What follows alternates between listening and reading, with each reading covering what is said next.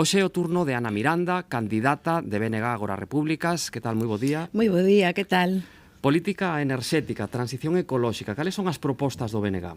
Bueno, o BNG ten unha posición para defender os intereses do noso país en Europa, e sobre todo para defender que Galiza teña voz propia na Unión Europea e nas institucións europeas, nomeadamente para o que nos presentamos que é o Parlamento Europeo.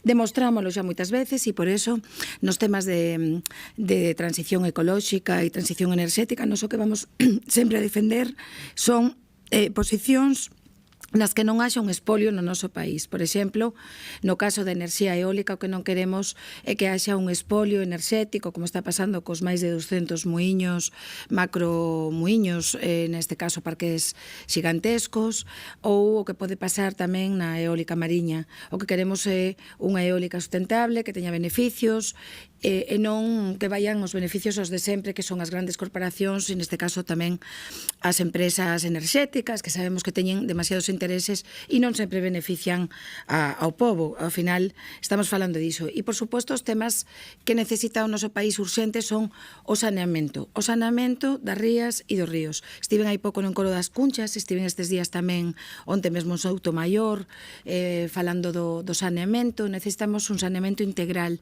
Para iso deberían de vir os fondos europeos. Como fixemos nós, cando coa nosa voz en Europa tuvemos un logro moi importante, que é o feito de que a ría do Burgo este saneada. Foi un traballo grazas ao BNG, tanto aquí como no Parlamento Europeo, e nomeadamente no Parlamento Europeo, porque íanse perder 36 millóns de euros e nos fomos quen de alertar diso, e hoxe a ría está saneada, as mariscadoras e os mariscadores poderán volver a traballar pronto, e diso se trata tamén, de que haxa un saneamento de recursos e tamén unha enerxía que beneficie ao povo. O que non vamos é a permitir que se faga un proxecto como o de Altri, un proxecto depredador que ademais é moi contaminante. Xa temos o caso de Ence, que é unha industria pois que contamina. Temos un caso ademais dunha prórroga ilegal que fixo o Partido Popular, e nós o que temos moi claro é que Altri non debe de facerse e que votar polo BNG é dicir non a Altri. Altri non pode recibir fondos europeos, non é iso que se necesita para destruir un territorio, destruir tamén o que serían pois recursos productivos, explotacións agrarias, e por iso hai que ter unhas enerxías que sexan limpas e unha natureza protexida, tamén ampliando a rede Natura, que, por exemplo, pois o goberno do Partido Popular non ampliou nestes anos, e hai unha investigación aberta en Bruxelas, e nós pois queremos seguir sendo esa voz que defenda que haxa pois unha protección da natureza, pero tamén que os recursos non sexan expoliados, fundamentalmente. Como debe ser, a xuízo do BNG, a política agraria común? A política agraria común para Galiza tería que ser xusta, porque nestes momentos non é xusta. Os labregos, labregas, gandeiros de Galiza, en xeral, teñen un trato moi discriminatorio respecto ao que son outros sectores agrarios. E por unha razón, nós temos un reparto da terra moi inxusto, porque non é suficiente. Entón, se tes un labrego en Francia e un labrego en Pol, por exemplo, en Lugo, pois o labrego en Francia recibe moitas máis axudas por producir. En cambio, a labrega pois de Pol recibe menos. Por qué? Porque o reparto da terra aquí é inferior. Hai unha desatención de Bruxelas en que non teña en conta o sector agrario galego, non o ten en conta, e é por iso que se necesita unha voz galega que fale dos problemas dos nosos agrogandeiros. Perdéronse nestes últimos 10 anos 28.000 postos de traballo no sector da carne e do leite, e creo que hai que facer unha chamada de atención de que temos que defender en Bruxelas precisamente un sector que é importante para o país, que crea traballo, que ademais luita contra os problemas demográficos que temos, e, por suposto, defender unha PAC que teña prezos xustos, que se lle pague aos produtores por producir. Non pode ser que se este pagando os terratenientes e que os nosos produtores galegos se deixe. E tamén incluir o tema do viño e o tema da horta, tan importante e que non está sempre tan ben regulado. Pódese combinar a defensa dos ecosistemas marinos coa protección da pesca e da importancia social da pesca? Bueno, o que fixo o comisario de pesca o señor Sinquevichus, que é un comisario, chamolle o comisario antipesca, é o comisario antipesca. O que fixo co tema das zonas protegidas, sobre todo das vedas, non? Nas zonas de fondo, foi non ter en conta a dimensión social. Por iso eu tuve que sacar o palangre ali na Comisión de Pesca do Parlamento Europeo e aparecer co palangre para ensinarlle o que era un palangre, porque, francamente, Bruxelas moitas veces non sabe o que é a pesca. Entón é por iso que nos levamos o xeito ali, os xeiteiros, levamos as mariscadoras, levamos a xente do sector varias veces, levamos a moitas voces a Bruxelas a falar de pesca e de marisqueo, que senón non terían voz en Bruxelas se non fose porque o BNG levou pois a eses mariñeiros, esas mariscadoras, redeiras, ali directamente. Entón, eles lexislan de costas ao sector, de costas onde estaba mesmo en Celeiro, e me decían que estaban na peor das situacións, coas vedas, e eu realmente pois quero ser esa voz da pesca e do marisqueo galego, tamén na defensa dos mariscadores e das mariscadoras que están neste momento sen axudas.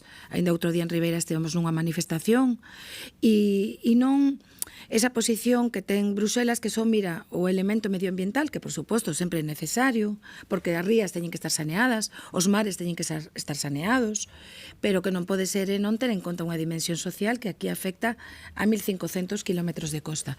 Esa é a posición do BNG, darlle voz á pesca, ser a voz da pesca en Europa, como fixemos pois con casi 300, 400 persoas que foron alá do sector.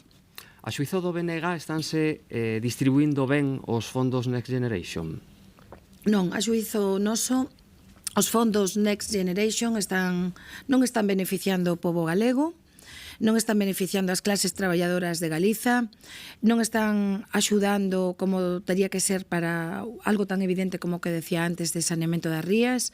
Creo que terían que axudar moito máis os sectores productivos, e onte que estiven, por exemplo, en Vigo co tema da automoción, que representa o 13% do Produto Interior Bruto, e que ademais a automoción na área de Vigo, de Ourense e de Pontevedra é importantísima, pois tampouco hai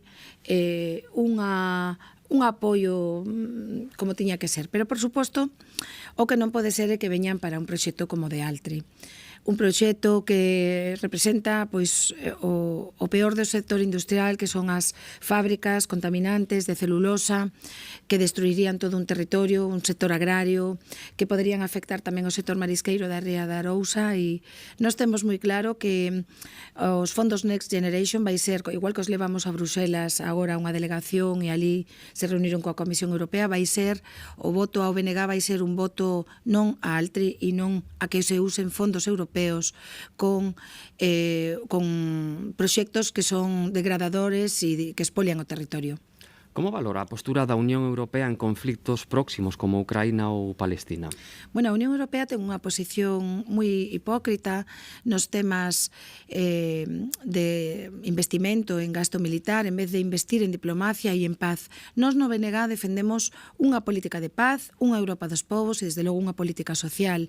E as políticas de guerra non son compatibles coas políticas sociais. Cada vez que se inviste en un misil, hai unha vivenda menos. Cada vez que se inviste en un tanque, vai haber escolas ou hospitais menos investimento social. O que denunciamos, por suposto, sempre queremos a paz, e denunciamos que se este tendo unha posición tan hipócrita co que está pasando co xenocidio en Palestina, non? É unha verdadeira desgracia. Eu tive a ocasión de ir ali e de ver a ocupación, o apartheid, e o que non pode ser é que haxa forzas que están de costas a isto. E o que nos defendemos sempre en Europa son posicións nas que se defenda a paz, pero tamén posicións nas que Galiza conte, non? Galiza nestes momentos ten relevancia no Parlamento Europeo grazas ao BNG e grazas ás nosas propostas. Queda un minuto. Políticas demográficas. Que pode facer Bruxelas, Europa, para mellorar os datos demográficos de Galicia? Bueno, o que ten que facer algo é aquí o goberno primeiro, e despois cos fondos europeos poderíase facer moito, poderíase facer vivenda, que é o principal problema dos galegos neste momento, e, dende logo, asumir que a inmigración galega é un problema demográfico que hai que combater.